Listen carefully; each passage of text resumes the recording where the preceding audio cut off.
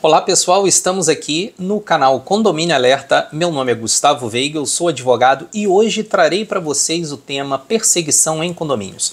Quando tratamos desse tema, um tema tão sensível e muito evidente na esfera condominial, estamos falando que tudo o que ocorre na massa condominial reverbera a sociedade. A sociedade hoje como um todo vive em tempos de guerra, um tempo de violência, violência essa não só física, mas psicológica.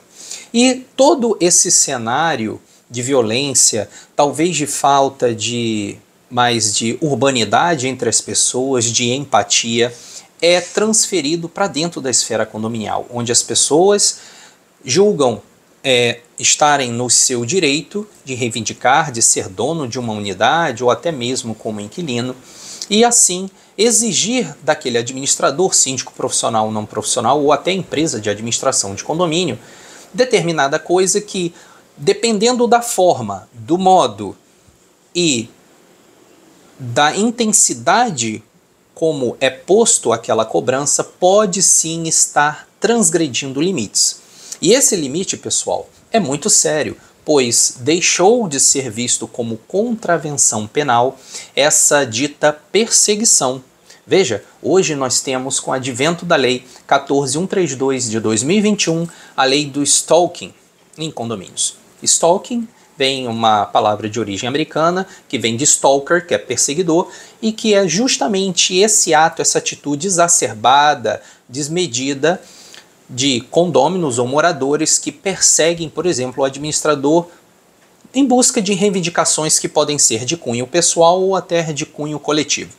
Como exemplo para todos aqui, que fique bem claro, por exemplo, aquele condômino que acorda de manhã cedo, vê que determinado espaço da área comum está sujo, tem alguma sujidade, tem alguma terra caída de vaso ou sujeira, e ele automaticamente entra em contato com o síndico por meio de um dos canais de comunicação do condomínio, por exemplo, o WhatsApp, cobrando a ele de forma exagerada, às vezes, no linguajar mesmo, ou da forma escrita, que ele tome providências imediatas com relação àquela sujidade ali que ele encontrou e que não era possível, pois havia servente, que ele paga condomínio, que ele paga caro, e ele tem o direito de não sair na área comum e ver a área suja.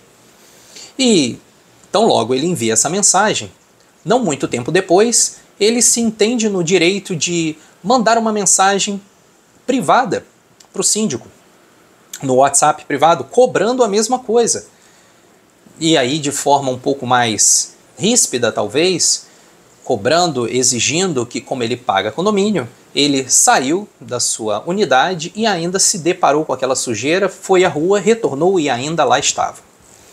Não satisfeito, esse mesmo condômino, pasmem, ele envia um e-mail para o síndico à meia-noite do mesmo dia, cobrando a mesma coisa.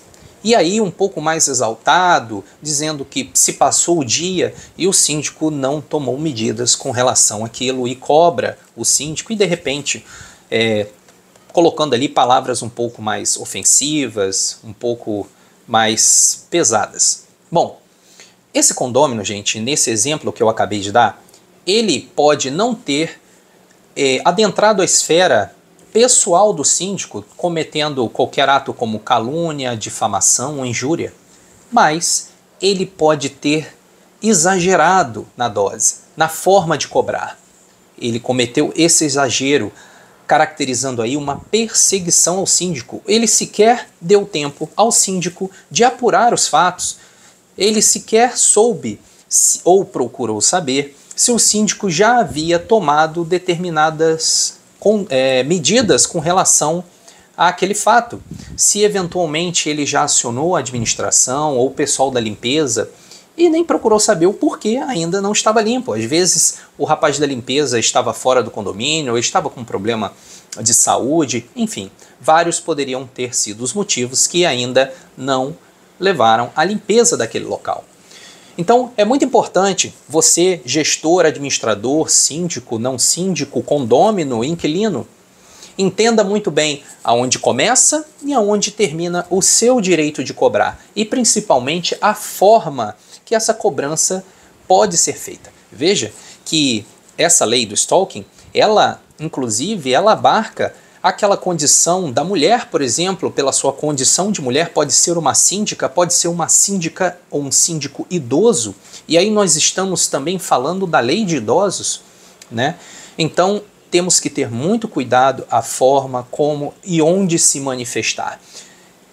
Eu sempre indico aí, vai uma dica para vocês, busquem se valer sempre dos canais de informação dentro do seu condomínio. Se existe um livro de sugestões e reclamações, utilize-o. Você, na qualidade de condômino morador, coloque ali sua reivindicação, sua observação e, obviamente, que você, síndico, em tempo hábil, possa ler e dar um feedback, dar uma resposta àquela reivindicação daquele condômino. Isso é muito importante para que não caia no limbo e não dê munições àquele condômino, né, e àquele morador de tomar qualquer outra medida um pouco mais drástica. Para os condomínios que possuem canais de comunicações outros, como por exemplo grupos de WhatsApp, muito importante fazer valer desse instrumento com bom senso. Hoje em dia,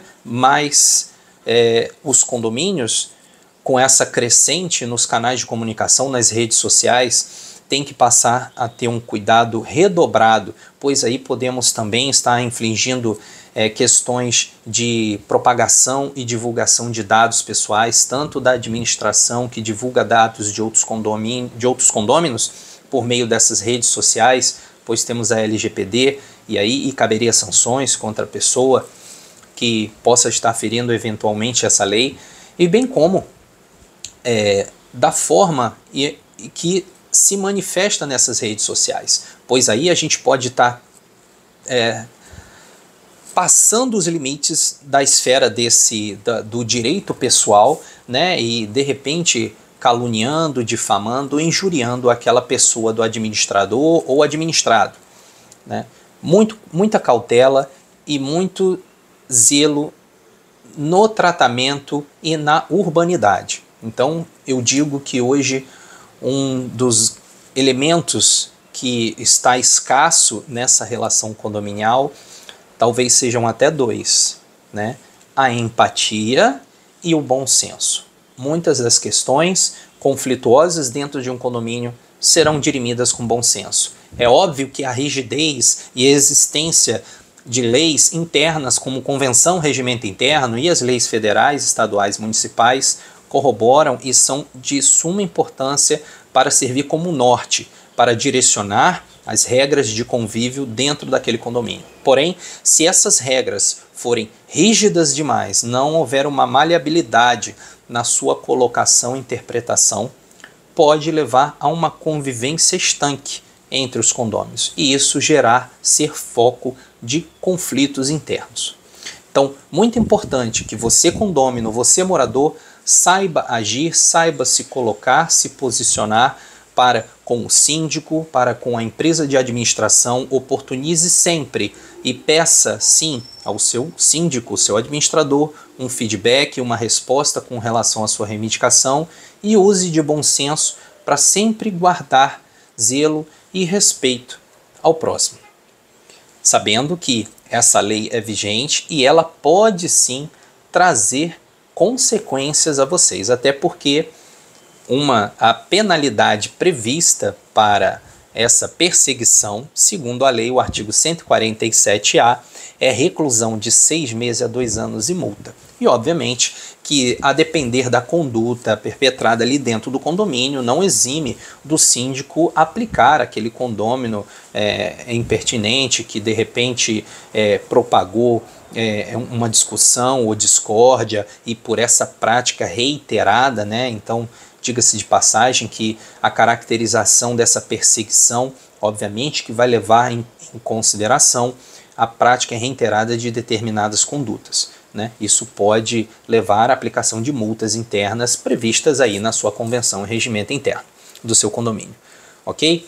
Bom, espero mais uma vez ter colaborado com vocês para que entendam que a convivência harmônica dentro de um condomínio ela parte de um princípio de nos colocarmos diante das situações e antes mesmo de criticar e de apontar o dedo, devemos nos colocar ali como se estivéssemos diante de um espelho, apontando para nós mesmos e praticarmos o bom senso e a empatia para a maioria da solução dos conflitos existentes. Espero que vocês tenham gostado, que sirva muito para vocês. Se gostaram do vídeo, compartilhem, dê o seu like, toque o sininho e até a próxima.